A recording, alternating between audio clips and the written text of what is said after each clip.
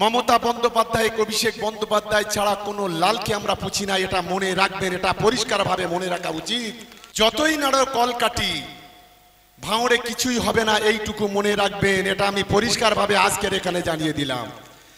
আমাকে দায়িত্ব দিয়েছে মমতা বন্দ্যোপাধ্যায় অভিষেক বন্দ্যোপাধ্যায়। মমতা বন্দ্যোপাধ্যায় অভিষেক বন্দ্যোপাধ্যায় ছাড়া কোনো লালকে আমরা পুছি না, এটা মনে রাখবেন, এটা পরিষ্কারভাবে মনে রাখা উচিত। দালালি করছেন করুন, খুব বেশি লাভ হবে না।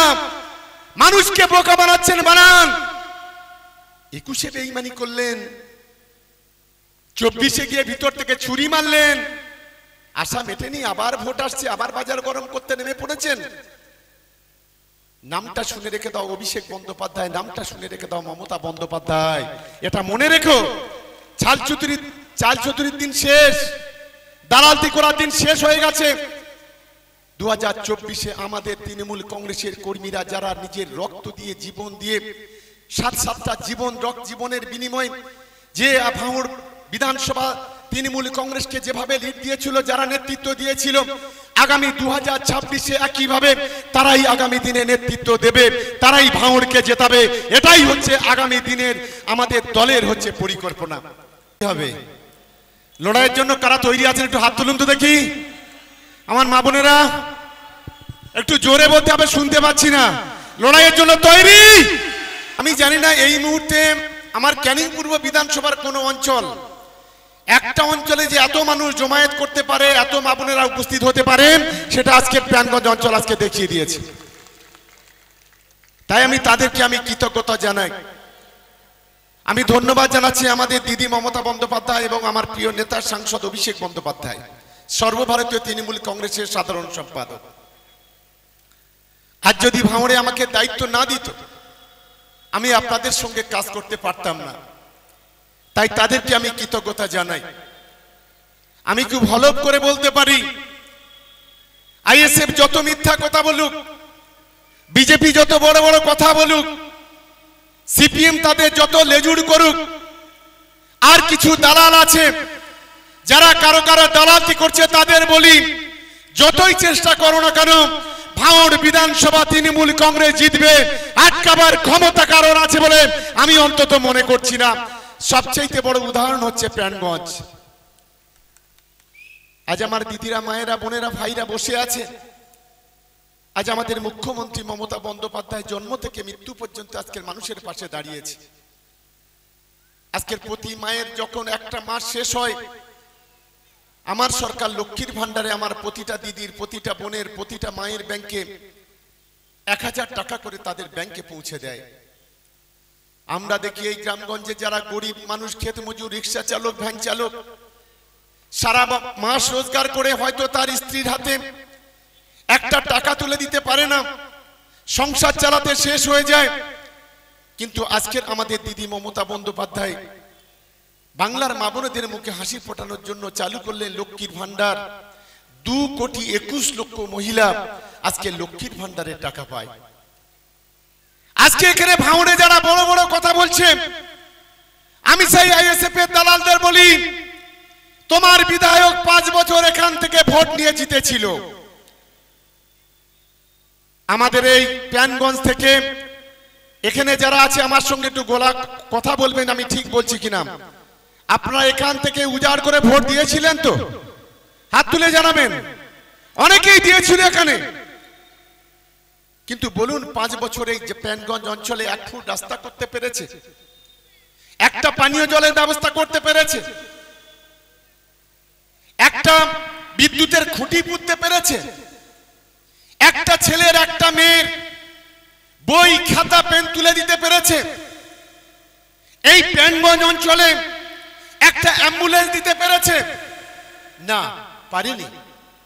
একটা কাজ করেছে, মাথায় টুপি দিয়ে মিথ্যা কথা বলে প্রাণগঞ্জ অঞ্চলের মানুষের মধ্যে বিভাজন তৈরি করেছে।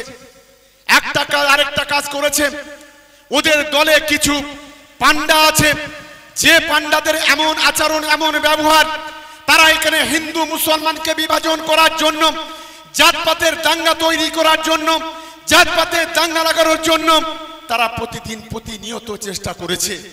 আমাদের লড়াইটা হচ্ছে সেই জায়গায়। আমরা চাই মানুষের উন্নয়ন, আমরা চাই গরিবের উন্নয়ন, আমরা চাই রাস্তার উন্নয়ন, আমরা চাই মা বোনেদের উন্নয়ন, আমরা চাই ছাত্রছাত্রীর উন্নয়ন, আমরা চাই গোটা বাংলার উন্নয়ন।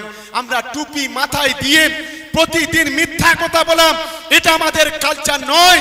এটা প্রথমে আইএসএফ এর ভণ্ড যারা আছে তাদেরকে আমি বলে দিতে চাই। আমার সব মা বোনেরা ভাইরা এখানে আছে, আপনারা বিষধর সাপের নাম শুনেছেন, কালকেউটের কথা শোনেন, খিরিশ কেউটের কথা শোনেন, আরো অনেক ধরনের শামুক কেউটের কথা শোনেন, তার সঙ্গে কালাচের সাপ কিছু আছে তাদের কথা শোনেন। এই টুপি মাথায় দিয়ে যারা মিথ্যা কথা বলেন এরা কালকেউটের চাইতেও খারাপ, কালাচেরও থেকে খারাপ। কারণ এটা টুপি মাথায় দিয়ে যারা মিথ্যা কথা বলেন, যারা গোটা মুসলমান সমাজের মধ্যে বিভাজন ছড়ায়, যারা ইসলামকে যারা বিপদে পরিচালিত করেন, যারা মুসলমানকে হিন্দুদের মধ্যে দাঙ্গা বাঁধানোর চেষ্টা করেন, যারা যদি আমরা কালী পূজায় লক্ষ্মী পূজায় যাই, কোন হিন্দু ভাই ঈদ মিলাদ জলসাতে যায়, তারা নাকি কেউ হিন্দু কেউ মুসলমান হয়ে যায়, এই ধরনের কথা যারা বলেন এরা বিষধর সাপের চাইতেও খারাপ। এটা আমাদের সকলকে মাথায় রাখতে হবে। আজ আমার ভাই বোনেরা এখানে বসে আছেন, অধিকাংশ মানুষ কৃষক। আজ আমার মুখ্যমন্ত্রী মমতা বন্দ্যোপাধ্যায় আজকের প্রতিটা কৃষককে একর প্রতি 10,000 টাকা দেয় চালু করেছেন কৃষক বন্ধু। কোন কৃষকের যদি 1 বিঘে 2 বিঘে 5 বিঘে জমি থাকে, সে মারা গেলে তার কৃষক মৃত্যুজনিত ভাতা তাকে 2 লক্ষ টাকা তার বাড়িতে পৌঁছে দেওয়া হয়। কোন কৃষকের যদি ফসল নষ্ট হয়, কৃষক বীমা চালু করেছেন, সেই কৃষক বীমাটাও তাদেরকে দেওয়া হয়। আজ গোটা বাংলার মাটিতে দাঁড়িয়ে যখন আমরা দেখি, গোটা দেশের দিকে যদি তাকিয়ে দেখি, যখন গোটা দেশে প্রতি 1 ঘন্টায় একজন করে কৃষক আত্মহত্যা করেন, আর বাংলার মুখ্যমন্ত্রী মমতা বন্দ্যোপাধ্যায়ের জন্য কৃষকের মুখে হাসি ফোটে, এটাই হলো বিজেপির থেকে, এটাই হলো কেন্দ্রীয় সরকারের থেকে তৃণমূল কংগ্রেসের তফাৎ। এটা আমাদের প্রথম মনে রাখতে হবে। আমার মা বোনেরা যারা বসে আছে, একটা সময় আমরা দেখতাম কোন মায়ের কোলে গর্ভে যদি কোনো কন্যা সন্তান আসে, আর সেই সন্তান যদি ভূমিষ্ঠ হয়, যদি সে কন্যা হয়ে যায়, ওই বাবা ওই মা তাদের মাথায় চিন্তার ভাঁজ পড়ে যায়, কপালে চিন্তার ভাঁজ পড়ে যায়। কেন? যে সে হচ্ছে গরিব, সে হচ্ছে খেতে মজুর, সে হচ্ছে রিক্সা চালক কিংবা বাবুর বাড়িতে কাজ করে।